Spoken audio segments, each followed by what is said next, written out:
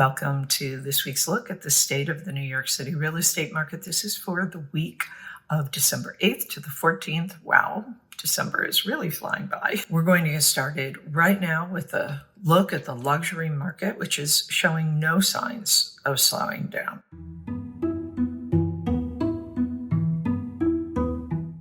There were 33 contracts signed last week. That is 2 more than the previous week. The number 1 and the number 2 contracts were both in the same building, interestingly, 15 Central Park West. It was built between 2005 and 2007, designed by the late Robert A.M. Stern. It has 230 units, 43 stories. It is an iconic building, one of my favorites. As you may recall, the amenities include a 14,000 square foot fitness center with a 75-foot pool, private restaurant for residents only, landscaped motor court and garage, library, business center, game room, outdoor terrace, and a children's playroom. The number 1 contract was 12C in this building. It was asking $26.8 million. It was listed only in September. This unit has 3,347 square feet, includes 3 bedrooms and 3.5 bathrooms. Living room, formal dining room, and study/office all face Central Park. A 14-foot strip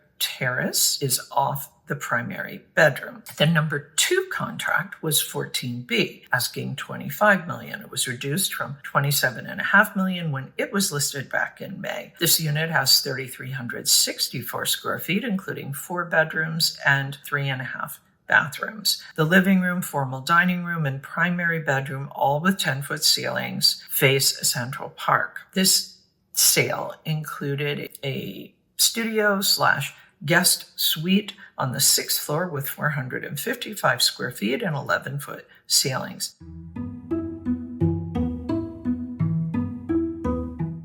So as I said, the luxury market was a bit on the rise last week. However, Manhattan seems to be kind of slowing down a little bit, supply and demand falling, a little more in step with seasonality. The supply dropped about 4% last week to about 578 units, and the demand slipped a little bit, about 3%, to just above the seasonal average. Let's see what's going to happen. The weekly new listings hit their second lowest level of the year, and the contract signings did bounce back to 200, which is nice to see. Question is, will we continue to see that through the end of the year? There do seem to be a number of factors in play that are contributing to the continuation of the demand side of things. What will be very interesting to see is whether that will continue throughout December. So as I said, the supply last week dropped a bit, down 55%. 104 properties came on the market. Contracts signed 215. That is up almost 14%. Off-market properties, 252 for the week. That is down almost 16%. The supply for the month also down a little over 45%, 699. Contracts signed, 775, down 28%. And the off-market properties for the month, 899. That's up almost 53%.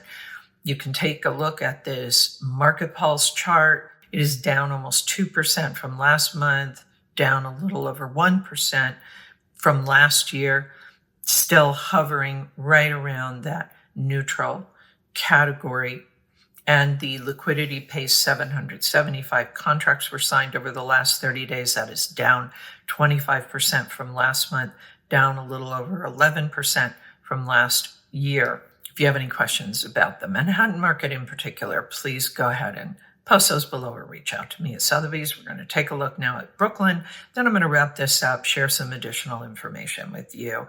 If you're an active buyer or seller, it will definitely be helpful to you to have this information. So be sure that you stick around for that.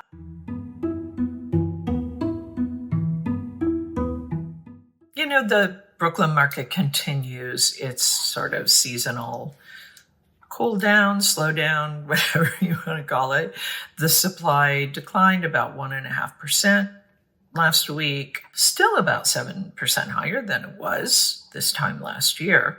The demand dropped about 8%, and it remains lower overall than last year. The weekly new listings did tick up a bit, but still the overall trend remains probably downward until mid-January. So far, there are no signs of some kind of strong end-of-year rally in Brooklyn, but things can change, and they do, and sometimes they change quite quickly. So we're going to continue, of course, to keep an eye on this. Looking at the specifics, 107 new properties came on the market last week. That is down almost 19%. Contract signed 109, down almost 8%.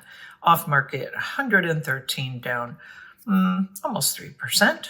And the supply for the month in Brooklyn, 489, down a little over 42%. Contracts signed 506, down almost 17%. Off market 372, that is down almost 26%. The market pulse in Brooklyn up almost 2% from last month, down 2% from last year, remains solidly neutral. Market 506 contracts were signed over the last 30 days. That is a bit of a drop, a little over 13% from last month, and down a little over 12% from last year. So what does all of this mean? Well, we're going to take a look kind of at the big picture.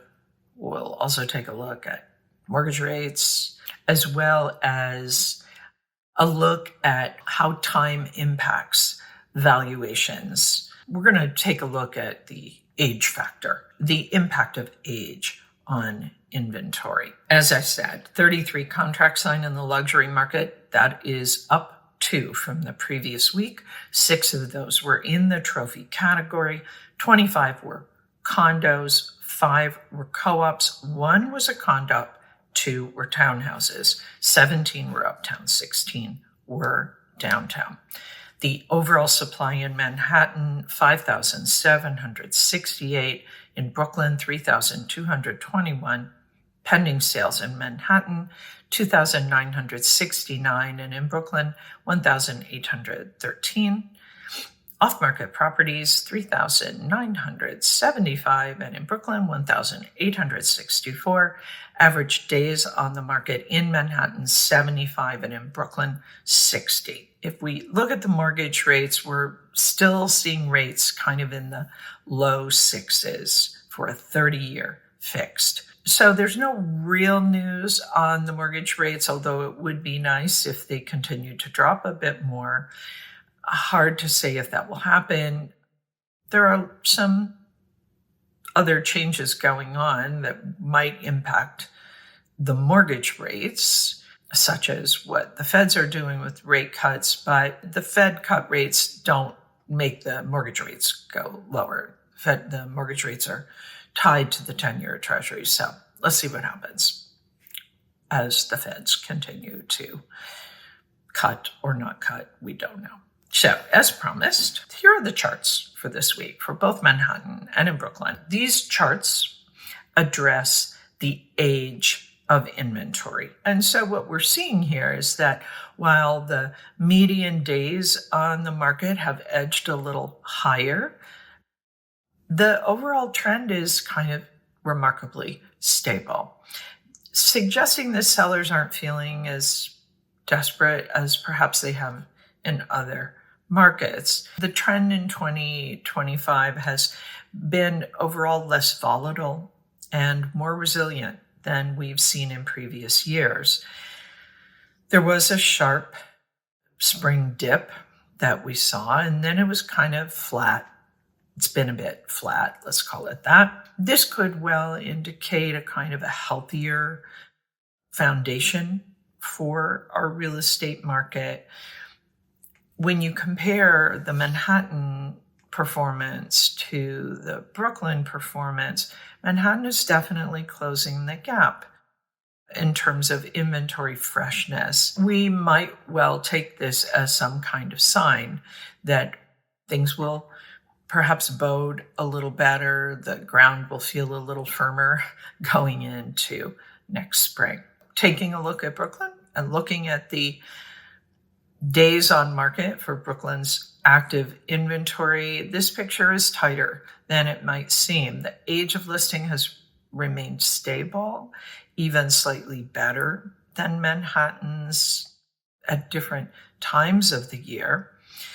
We definitely have seen muted buyer activity, but as with Manhattan, there are no real signs of seller distress going on. So in a market where we have chronically low inventory, that is important because even kind of, let's call it modest demand, can spark some momentum. So Brooklyn sees any improvement in buyer confidence or a drop in rates, as I mentioned before, things could turn quite quickly. If you look at it this way, Brooklyn is a market that is held together by tight supply, not robust demand. The balance, as we have seen in previous months, weeks, years, can change rather quickly.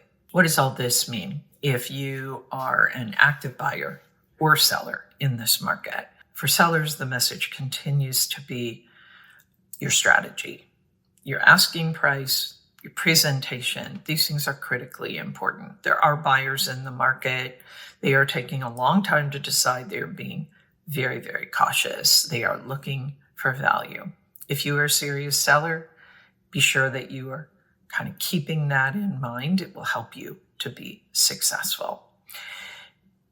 Buyers continue to think there are great opportunities out there for you in this market. For the most part, properties are quite well priced in the active inventory in both Manhattan and Brooklyn. There are some exceptions, but if you're a serious buyer and the rates have come down to a point where they're kind of working for you, don't be shy.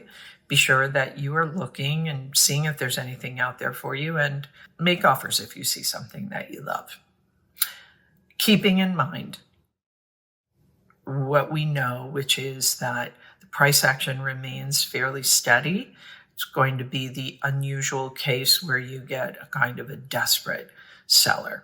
What we're seeing overall is that sellers are kind of understanding that they need to be reasonable in their asking price, perhaps even reasonable in negotiating with serious buyers, but they're not giving their properties away, and there's no reason that they should. We aren't in that territory. So if you want to be successful in your buyer, keep it in mind, because if you make a super low ball offer, unlikely that it will yield the results that you want. That is it for this week's look at the state of the market. And in fact, that is it for the rest of the year. I will be back to you in the beginning of January after the holidays with the very latest news on what is happening in the New York City real estate market. I'll be looking at what happened over 2025, what we were seeing there, and also some projections for what we think is coming in 2026. As always, my thanks to the Olshan Luxury Report and to Urban Digs. The work they do helps me to help you to make great decisions. I will see you in the new year. In the meantime, I wish you the happiest and healthiest of holidays.